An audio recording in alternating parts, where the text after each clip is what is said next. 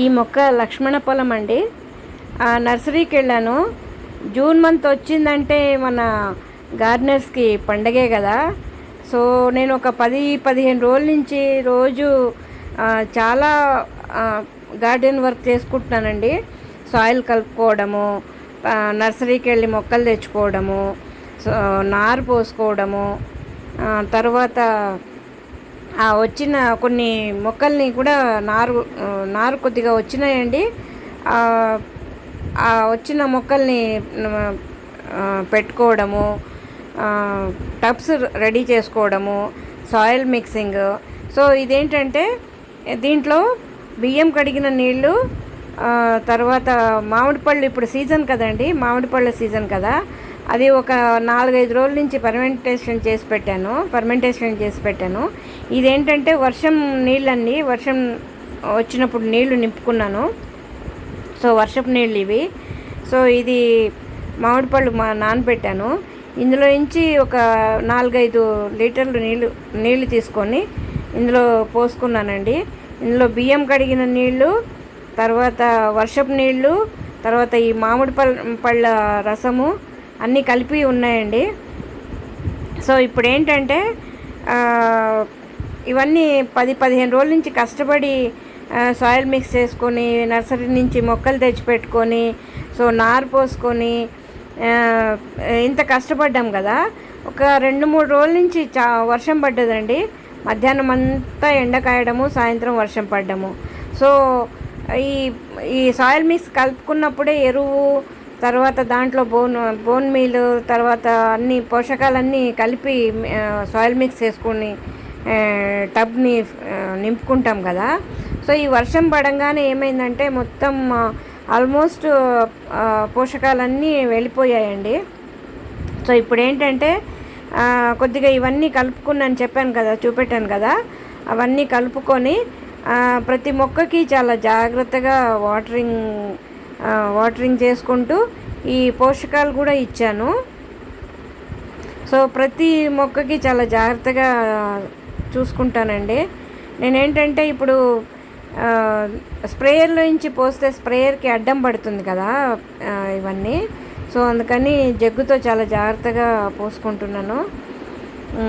So ఒక దగ్గర ఒక 15-20 డేస్ నుంచి చాలా కష్టపడుతూ ఇవన్నీ పనులు చేసుకుంటూ, అసలు వీడియో తీయడానికి కాలేదండి.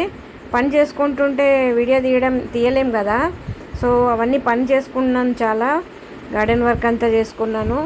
అవి పాత మొక్కలన్నీ తీసేసి కొత్త మొక్కలు పెట్టుకొని, సో నర్సరీకి వెళ్ళి కొన్ని మొక్కలు తీసుకొచ్చి అవన్నీ ఒక 3-4 డేస్ అలాగే బయట ఉంచేసేసి వాటికి వాటరింగ్ చేసుకుంటూ వాటిని మళ్ళీ రీప్లాంటింగ్ చేసుకొని, సో అలా జాగ్రత్తగా 10-15 డేస్ నుంచి చేసుకుంటూ వచ్చాను.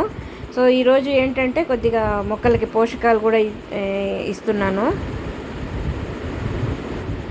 ఈ వీడియోలు చూసే వాళ్ళకి ఏంటంటే ఏముంది 4 మొక్కలు పెట్టుకొని కొద్దిగా సాయిల్ మిక్స్ చేసుకొని 4 మొక్కలు పెట్టుకొని నీళ్లు పోసుకోవడం అంతే కదా అని అనుకుంటారు కదా. కానీ మొక్కల్ని పెంచడం అంత ఈజీ ఏం కాదండి. ఇష్టంతో చేసుకుంటే కష్టమేం అనిపించదు. కానీ ఇష్టంగా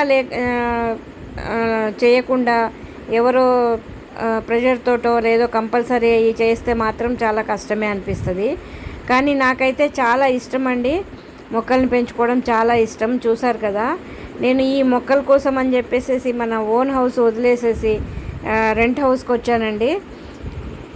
ఇది చాలా పెద్ద టెర్రస్ అండి. ఈ మొక్కలు ఇన్ని మొక్కలు పెట్టినా కూడా అసలు మొక్కలు ఎక్కడ కనిపించట్లేదు. టబ్స్ చూసారు కదా, చాలా తక్కువ కనిపిస్తున్నాయి. సో నేను ఇంకా పెంచుకుంటాను గార్డెన్ని. ఇంకోటి, నేను రెగ్యులర్గా జగ్గుతో కానీ పైప్తో కానీ వాటర్ పట్టనండి. ఇదిగోండి చూసారా, దీంతో వేస్తాను రెగ్యులర్గా. దీంతో వేస్తే ఏంటంటే చెట్లకి అన్నీ సమానంగా అందుతాయి. అదే కాకుండా ఇది చూసారు కదా, టబ్బు కింద చిన్న డబ్బా పెట్టుకున్నానండి.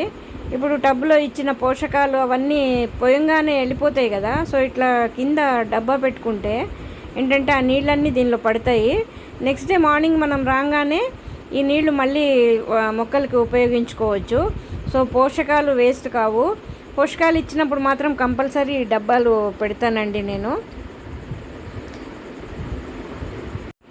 ఇలా కింద డబ్బాలు పెట్టినందువల్ల ప్రయోజనాలు ఇంకా వేరే ప్రయోజనాలు కూడా ఏంటంటే కింద సీలింగ్ పాడవకుండా ఉంటుందండి.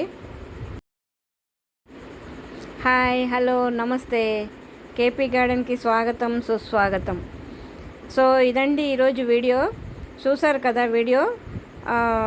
ఇందులో మీకు ఏదైనా పనికొచ్చేవి ఏమైనా టిప్స్ ఉన్నాయి అని అనుకుంటే కామెంట్ చేయండి. ఇంకా మంచి వీడియోల కోసం చూస్తూనే ఉండండి. వీడియో నచ్చితే లైక్ చేయండి, షేర్ చేయండి, కామెంట్ చేయండి. కొత్త వాళ్ళు ఎవరైనా చూస్తుంటే సబ్స్క్రైబ్ చేసుకోండి. నమస్తే.